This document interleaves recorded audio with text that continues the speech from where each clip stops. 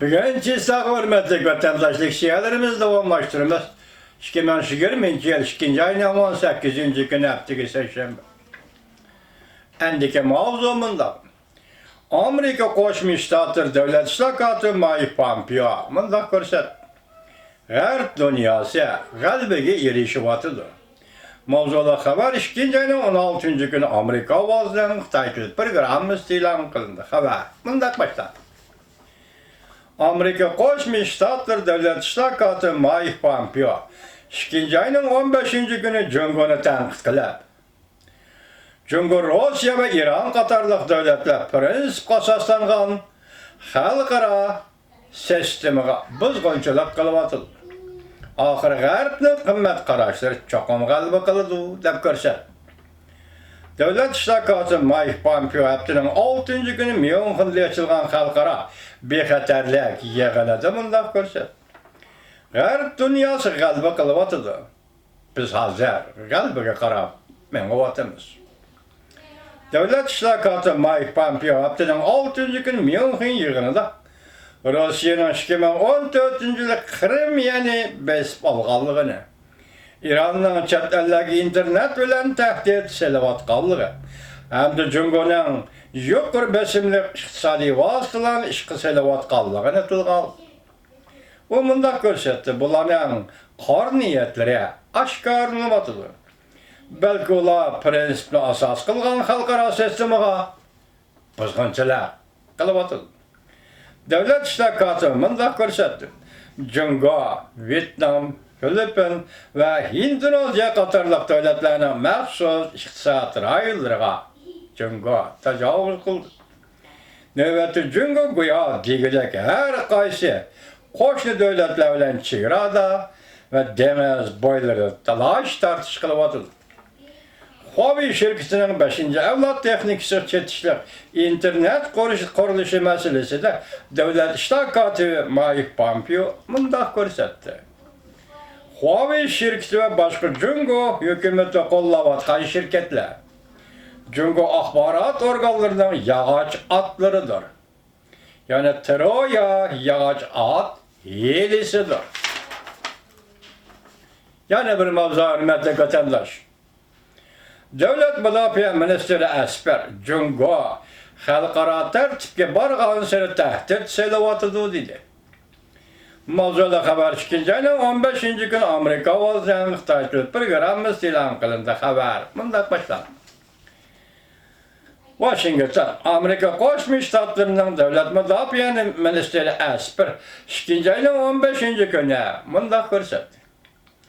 Jungo G'arbning aqliy millik huquqini o'g'irladi. Uşaq qo'shni davlatlarga papazi ishlatdi. Har qanday badal to'lashga qaramay, har qanday vositalarni ishlatib, dunyoda ustunlikka erishmoqchi bo'lyapti. Esper Germaniya Myunxen shahrida o'tkazilgan xalqaro bexatarlik yig'inida yuqoridagi fikr bayon qildi. Amerika Birleşme Agentligi mundaq ko'rsatdi.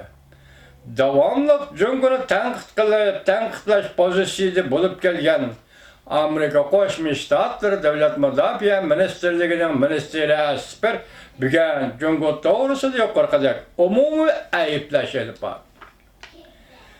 Minister Esper haftaning 6. günü Myunxenda fikr bayon qilganda mundaq ko'rsatdi. Jungo Kompartiyasi ve bunun Azadlık Armiyasini öz ichiga olgan holda ularga mansub bo'lgan tashkilotlar davlat sirtida urush maydoni faoliyatini kuchaytiryapti. Diqqat vatandosh. Kompartiyaga mansub bo'lgan tashkilotlar, armiyaga mansub bo'lgan tashkilotlar davlat sirtida urush maydoni faoliyatini kuchaytiryapti. Jumladan Yevropada faoliyat qilyapti. Vasıta tanlab olturmay, her qandaq bedel to'lashga qaramay, ustunlikka erishmoqchi bo'lyapti. Shuni bilan birga Davlat Müdafiə Ministri Esper ta'kidlab mundaq ko'rsatdi. Jungo Kompartiyasi xato yo'lga qarab mangan sari bu qadamni tezlatyapti. U mundaq dedi.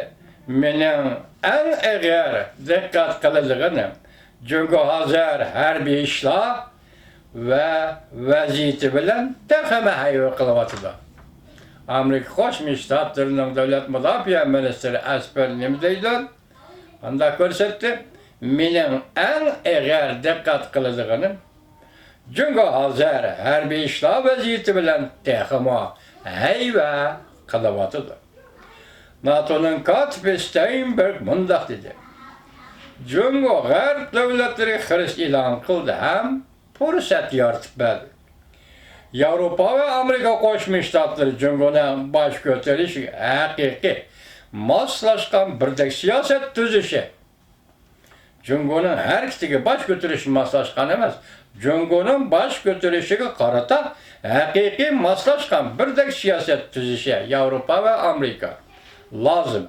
Asper mundaq ko'rsatdi.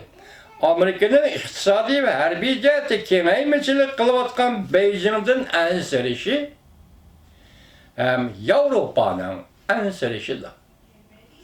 Yevropa mı o'xshash ansiraydi, Amerika mı o'xshash ansiraydi Beijing'dan.